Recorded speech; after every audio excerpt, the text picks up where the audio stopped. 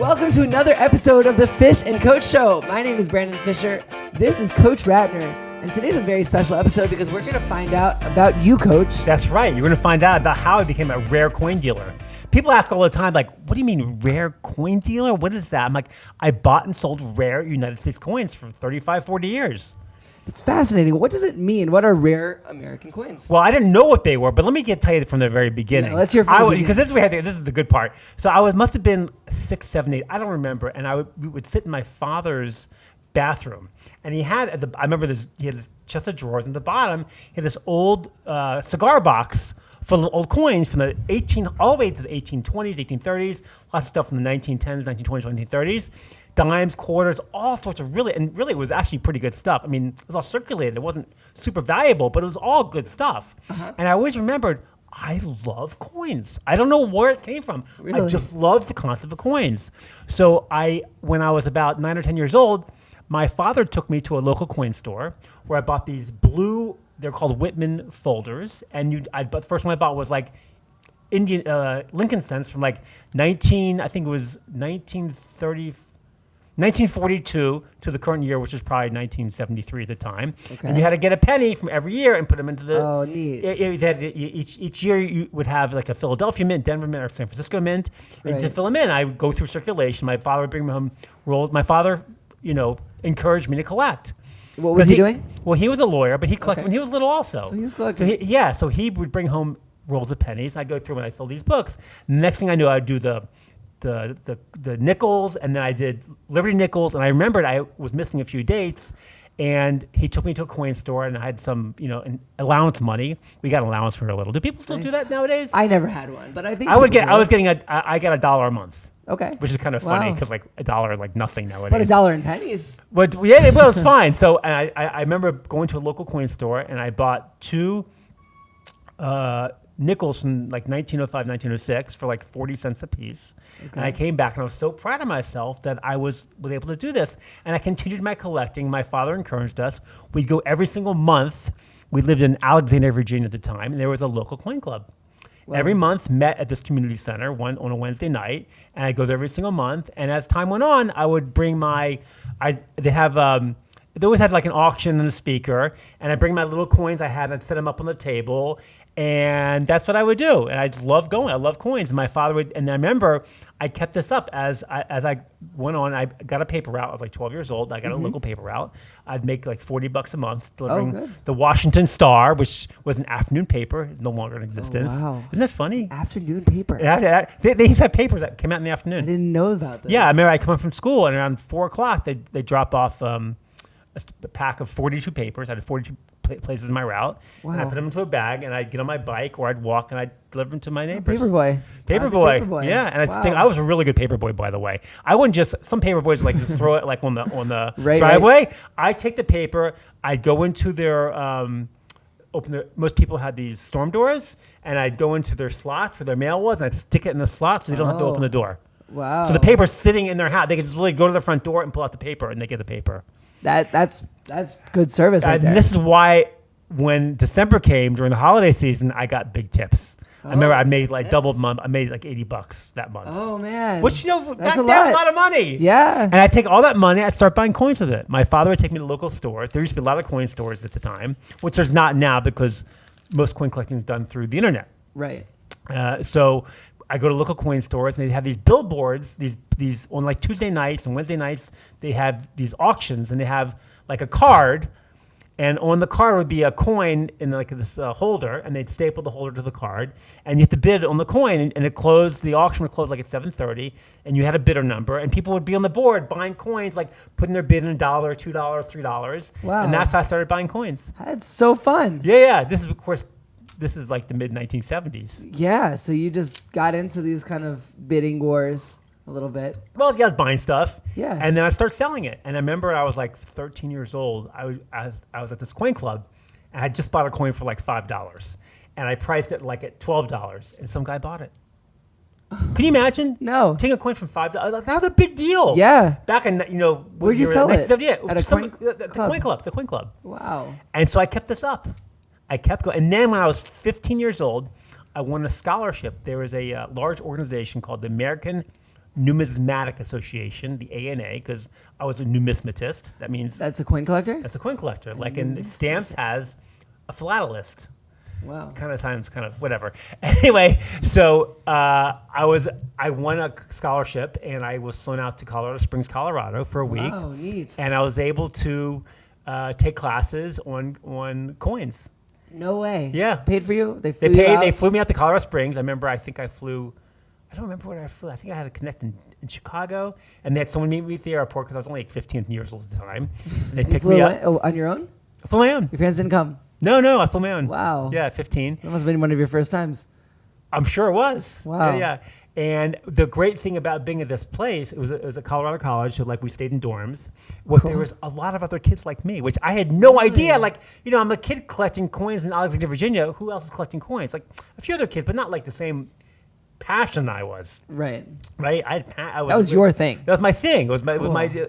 And so when I went there, I met guys like Dan Pressburger and Cliff Levy and Dwight Manley and Dwight actually ended up helping me get into the coin business years later. Wow. So I once the scholarship was 15, and then I went back the next year. I paid because I couldn't win a second scholarship. When I was 16, it was so good for me. And then this is a great part of the story is that when I was about 17 years old, I started working at the bank as a teller. That sounds like the perfect opportunity. Yeah, so that. I would like pull coins out of circulation, whatever, but really just for a job. I was making $5 an hour, and I went to college, and then I was staying involved in the coin business when I was in college. I traveled to like shows I could drive to. I found a local dealer who didn't mind taking me, and we go to I was in Fredericksburg, Virginia for college. It was called Mary Washington College back then. And I'd go to shows like in the D.C. area or Richmond or Norfolk, or I remember we'd go to Raleigh, Durham for a show, or Charlotte, North Carolina for a show. He'd drive me everywhere. And I go to these shows. I kind of stay involved in the coin business. But every break in college, the winter break and the spring break, I'd go work at the bank. And even Thanksgiving, they hired me for $5 an hour, which was good money for a college kid back then. What were you studying in college? I was studying business. Okay. I mean, the guys that I worked at the pizza shop in college. I got paid $3 an hour. Right, we've spoken about that yeah, one. Yeah, I think it might be $2.50, whatever. So I was made. So I remember my friend Dwight, who I met in Colorado, didn't go to college. He went right into the coin business. Oh. And this is at a time when coin business was really good, and he was 18, and he started making, off the bat, was making 6 figures a year. Whoa. This is back in 1986, 87. It's a lot of money back then. It's a lot of money for an 18-year-old kid. Yeah. And so I stayed in touch with Dwight. I remember one summer he was going to a trade show in Detroit. I wanted to go, and my father didn't want me to go, and I went anyway.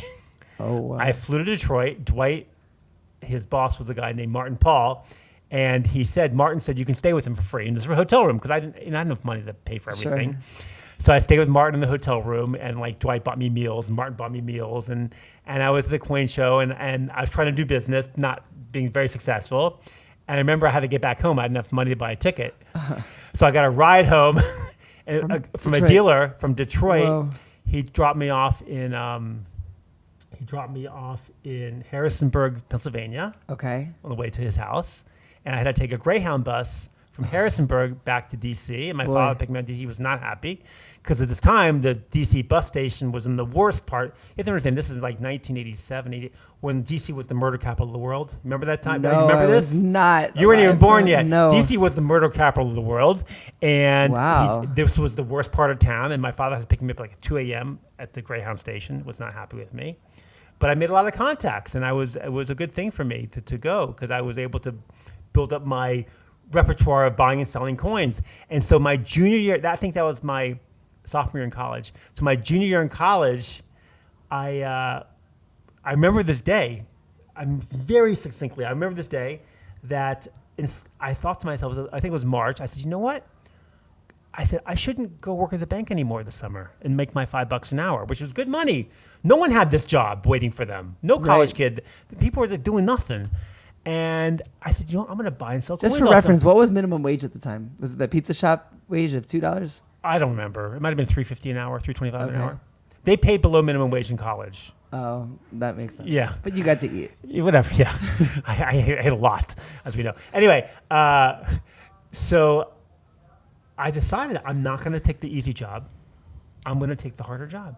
Because in life, you can be comfortably mediocre or uncomfortably great. And I said, it's time for me to get uncomfortable in my life and to take the risk and to go out and travel the country and buy and sell coins. Wow. And that was a big decision. Huge. I had an easy job. I remember it was no problem.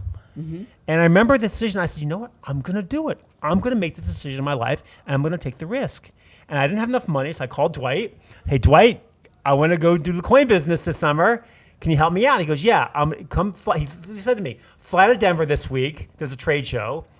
And go to all your local coin stores, get a bunch of coins on consignment, and bring them to me, and then I'll give you some cash. So I did that, and I flew to Denver, and I met him at a coin show. I think it was a Holiday Inn at Denver Tech Center. I think it was a Holiday Inn. I don't know. Anyway, okay. And I sold all my coins. I made $800. You made profit. Profit just from that one sale to Dwight. He gave me $4,000 cash, and I was now a coin dealer. Wow. Is that crazy? It's crazy. So that summer of my junior year, I was traveling all over the country. Birmingham, Alabama, Orlando, Tampa, Denver, LA, New York, Philadelphia, all over. I go to shows every single week. I go to a trade show. Wow. And so you were getting familiar with what the coins looked like. I was getting familiar. I was learning the dealers. And so what I do sometimes at these trade shows is if I don't want to buy something, I go to the dealer. I says, do you mind if can I borrow this? These trade shows, these coin shows are like, imagine a conference room or a ballroom full of tables like this, and there'd be showcases, and the dealer would have a table behind him for his own personal stuff. And he had these showcases full of coins, and the retailers, people like me would come up and look in the showcases. Can I see that? Can I see that? And they pull the coin out for you. Was that the coolest thing to be at a coin awesome. Show? I loved coins. I still love it. Wow. It was great. And so I go to these dealers and say, hey, can I borrow this coin? He said, yeah. And they got to know me, after a few weeks. And I take the coin and I go to somebody else, like Kenny Duncan or somebody, and I go, Kenny, do you want to buy this? He goes, how much is it? And it was priced to me, let's say it's $75. I go to Kenny, $125. He goes, okay, I'll take it.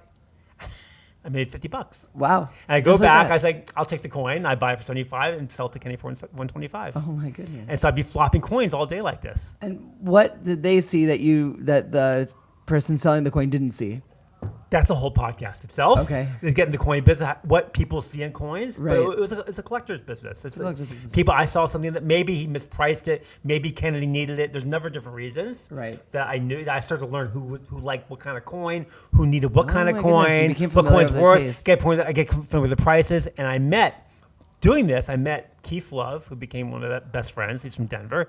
And we really traveled every single week together. And we'd put 2, 3, 4 people in like an Econo Lodge. And we'd go to the cheapest restaurants. And this is how we traveled. Wow. What a lifestyle. It was unbelievable. It was so much fun. And I remember that July, Keith was offered, he was my best friend in the coin business at the time. And actually throughout all my coin business, he was offered a job to work. There was a big show every single summer. And it was always in August, and they'd switch cities like Milwaukee and Kansas City and Chicago and Dallas. It'd be different cities. It was called the ANA Convention, American Numismatic Association Convention. And it was usually like a 7-8 day event, but it got extended because there'd be shows before it and auctions before it. It would be like a 10-day extravaganza. Wow. So a company offered to hire him for $2,000 to work for them, and they paid his expenses also. Really? Yeah. So Dwight took a job. Dwight Keith took a job to work for this company for $2,000, and I was a little bit jealous. I'm like, oh man, he got a job. That's so cool. I'm here hustling, working. And then about a week later, I was offered a job. Mr. Avina, he had a company called the Avina Rare Coin Company, ran by his son Bobby Avina, who's still in the business. And he said, he goes, hey Daniel, we want to hire you for the A&A. And I said, that'd be great. He says, how much do you want? And I didn't know what to charge. Right. Because I'm new to this. I have no idea. And so I said, well, Keith's getting $2,000 plus expenses. I go to Mr. Avina, Mr. Avina, how about $2,500 plus expenses? He says, you're hired. Okay. Was that awesome? Price. Wow. For 10 days. For 10 days? Yeah. How many days of the bank would that have been? Well, I don't know. I made $5 an hour. Nothing. It was crazy. Is that crazy money? Crazy. Yeah. So that propelled me. So I was going to my senior in college, And the Avinas liked my work. I must have made money for them. I'm sure I made great money for them. Right, I'm sure. Bobby, you can give me a tip. Just kidding. That I would continue I go to college, like I go to school like Monday, Tuesday, Wednesday, and Thursday I'd fly out to a city and I'd meet them out there and I work for them for that year. And then when I graduated college, no one offered me a job and I went on my own. And would you have wanted to work for someone? I would have considered it if someone offered me something. I don't know why no one offered me anything. My other friends got offered jobs. No one offered me anything. Weird. But even then, I would still occasionally go to work for someone for like a weekend or a show because I want to learn. To represent them because I want to learn from them. Okay. And I tell you, and this is a very, very big life lesson that you can learn a lot from other people. You know, I always tell people who want to be in the real estate business, go work for somebody. You want to be in the coding business, go work for someone. Get knowledge from other people and learn from them. And I did. From someone who does it. Because in the coin business, there's so many different areas that you can make money on. There's silver dollars, there's half dollars, there's 25, there's quarters, there's 20-cent pieces, there's 2-cent pieces, there's gold, there's paper money. There's so many different areas you can make. Copper coins are a huge area, early copper coins, because our government minted half cents from 1793 half cents to 1857. And there's a whole collecting community there's dealers that concentrate on half cents. That is crazy. Yes, it's a really nuts. Wow. And there's modern coins and there's coins from the 20th century. There's so many different areas that like when I go to work for somebody, I'd learn a different area of the coin business. It sounds like the best possible way to network. It sounds like you did it in a way where you got to know somebody almost inside and out. I got to tell you, one of the life lessons I learned from this is that people like to do business with people they like. Mm-hmm. Because I know coin dealers who had a lot of money, very smart, paid a lot of money for coins, but people don't like them. Guess what? When it comes down to it, they want to like you to do business with you. They don't want to do, even if they can earn more money, in most cases, they want to do business with people they like. And what made you likable compared to other people? I was nice. I smiled, and I was always pretty much. I mean, early on, I may have not been so honest a few times, but I learned pretty quickly when I was at 22, 23, that if you want to be successful in business, people have to trust you. And so from that on time, I basically never told a lie. I never wrote a bad check. I was always on time. I was aggressive, and I paid a fair price. That's huge. I wasn't the highest buyer by far. No. I never was, but people like doing business with me. And so that probably helped you out a lot. It helped me out a lot, and it helped me out. And I wasn't greedy either. A good lesson I learned from my friend Keith, he said, I'll never be the richest guy in the room, but I'll never be in the food line either, waiting to get free handouts for food, because I'm never going to be greedy enough to get the last dollar of my coins. And I'm always going to sell my coins and make sure that other people leave some money on the table for other people, and people want to line up to do business with me. And it's true. It's a huge life lesson. It's a huge life lesson. Did I get the last dollar of my coins? Never. I mean, sometimes I did, occasionally. But I would always make sure I was basically aware how to buy and sell. And you travel the country. You made a lot of connections. You probably have a huge network of people. I did. I don't that much anymore, but you know, because as you get older, you're more risk adverse. When you're 22, you're going to live forever, right? You know that? Yeah. You think you're going to live forever, so you try all sorts of different things. And like, also with buying and selling coins, you're not worried about losing money. But as you get older and you have kids and you have a mortgage and things like that, you become more risk adverse and you don't want to take as many chances. Plus, it's a business for young people because there's a lot of flying around and things like that. And so, what happened as you got older? What phased you out of the industry? I think just having children and not wanting to travel so much is really what it did. That makes sense. I have a good story. When I was starting out, there was an auction house in Beverly Hills called Goldberg's Auctions. Okay. And they were in Beverly Hills, and I remember going there, and I went with a friend of mine who'd been there before, and we're like looking at coins for the auction. And he says, "Oh, let's get some lunch." Like, okay, where are we gonna go? He goes, "Oh no, they have lunch in the back of the room, in their office." Like, what do you mean? And I was, because like, I'm new to business. Right. They supplied you with lunch. Like, they bought you lunch. They had like platters of like corned beef and pastrami. I'm like, oh, wow. I go, this is free? I'm like, blunt. I'm like, here I am. Like, I'm so new. I'm so like raw, and I just don't know anything. Like, I remember I was in Denver one time for a trade show, and my friend Dwight Manley said, "Oh, Greg Roberts is going to take us for dinner tonight." I'm like, okay. I'm like, I thought I had to buy my own meal. I didn't realize that like when you go out for business meals, people like buy you stuff. Wow. You know what I'm talking about? Like, for sure. right? Like when you come, if I invite you to dinner, I buy you dinner, right? Like usually because that's what I do. Like, but people do that. That's what people do. it. I never heard of such a thing before. So when we went to dinner and like it was this fancy restaurant, and everyone's ordering all these appetizers. I'm thinking to myself, I can't afford all this. Like they're ordering drinks and appetizers and salads and apps and things like. I'm like, I can't have. I'm like, well, I'm not gonna. And Dwight says to me, don't worry about it. Greg's gonna pay for it. I'm like, what?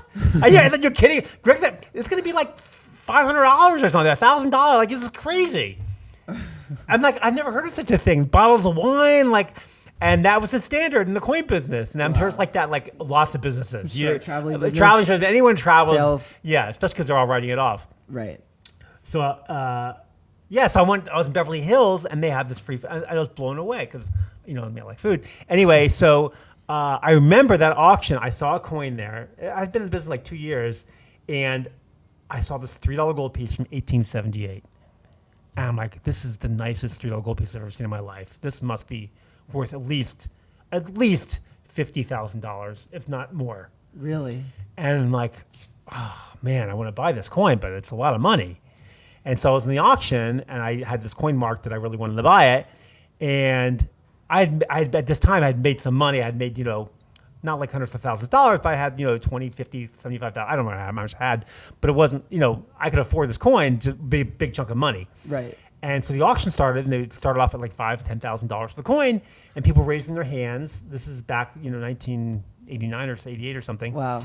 And Classic auction. I don't even know if they do this anymore. Maybe they do. Anyway, they still do. But so I put my hand up at like $15,000 and went to $20,000, then $22,000, and then $24,000, and I bought the coin for like I think $26,000 total with all the commissions and everything. And I was really nervous. And everyone's looking around the room, like, who's this kid who's like, 22 years old buying a coin for 20? Like, who's this kid? And I was in a room full of really, big coin dealers. And that was a significant portion of. It was I was so nervous. Wow. I sold the coin to Bobby Avina, maybe 4 days later for $75,000. You got what you thought it would be worth. It was it. I got $75,000. Can you believe that? No, that's amazing. Isn't that a crazy story? Yes, you just had an eye for it. You knew that this is an undervalued piece of. And I did something that I would never do again if I was smart. What did you do? I went out and bought a 1990 300 ZX, Oh, which my was the goodness. new Nissan. It was Nissan, it wasn't Datsun. The old 280Zs, which was Datsun. Well, Nissan took them over, and they had the 300. It was a really cool. It was one of the really first cool cars with like the low. It was awesome. Yeah, sporty. $30,000 to pay cash for it. I'll never do that again. So you netted you still made about $10,000 from that. Yeah. And you got a cool car. Yeah, cool car. Isn't that amazing story? Yeah. Yeah. So that's kind of what that propelled me because now I'm not afraid anymore. Because now once you're not afraid, I can start buying coins that cost $5,000 and $10,000, $15,000 without even thinking about it. Wow. And so I started doing that. So I started trading more expensive coins and slowly built that up into a multi-million-dollar business.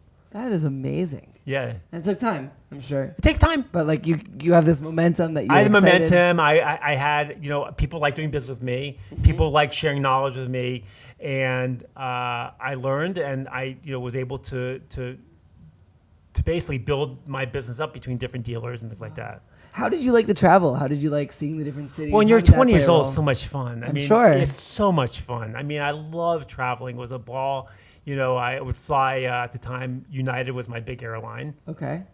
So it became like a premier executive, which was like the second highest level. Wow. I don't know what it's called now. Lounges? Premier Gold. Huh? Were there lounges at the time? There were lounges. In fact, when I started flying to New York all the time for auctions, I flew actually the morning of 9/11. Really? To New New York? To New York. I flew Dulles to New York on 6 a.m. flight. I used to take the flight all the time to LaGuardia. I landed at 7 or something. And I took a cab into Manhattan. I was on 57th Street. And I remember I was on 57th Street standing. I was going to Stack's, which is a big auction house there. And there was a camera shop next door and a camera TV shop. I'm sitting there watching the TVs. And I saw the first plane hit. Whoa. The review of the plane. Right. And then that's how everything started back then. But I used to love flying I used to fly to Denver all the time to ski. I flew to LA all the time. You got to take advantage of the opportunity. It was the life. I would Wow. my friend Keith lived in Denver. Right. So I bought my skis in Denver. I left him at his house and he called me it would snow like, 2 feet in Vail or something. Sure. He called me and he goes, Daniel, you have to get out tomorrow morning, get a flight. So I take the early Dallas to Denver flight. I use points, and he picked me up. And we go to Vail for 3 days. Ski fresh powder. Fun.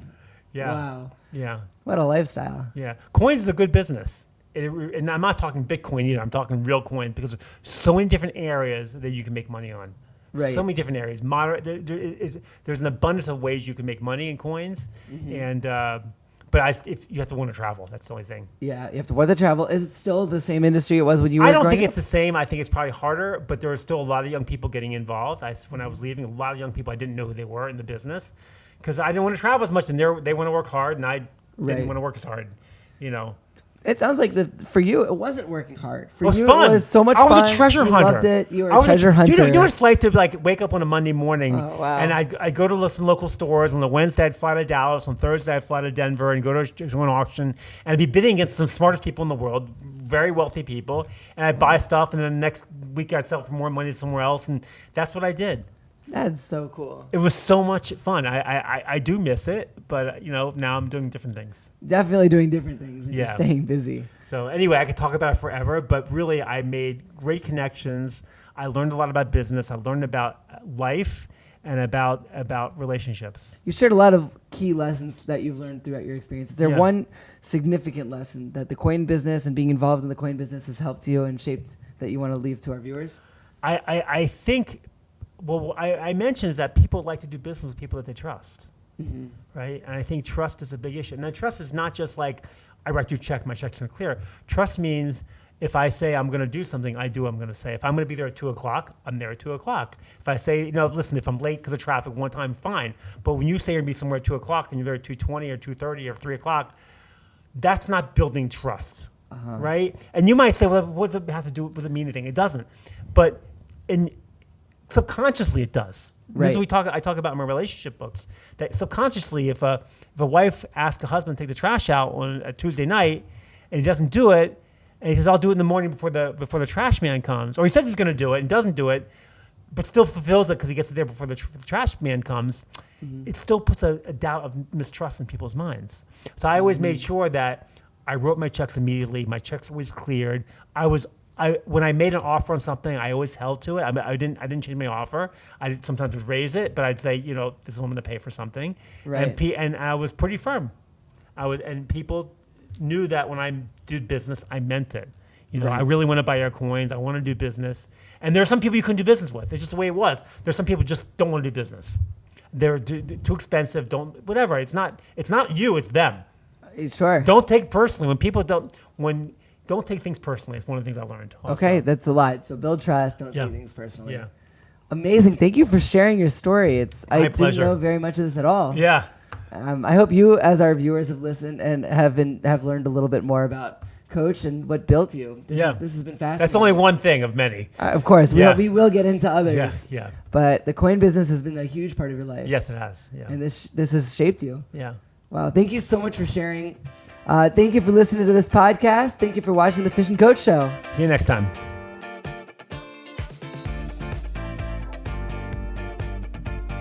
Thanks for watching the Fish and Coach Show. If you like what you just watched, make sure you like, subscribe, and comment with any ideas you'd like to see on any future episodes. We'll see you next time.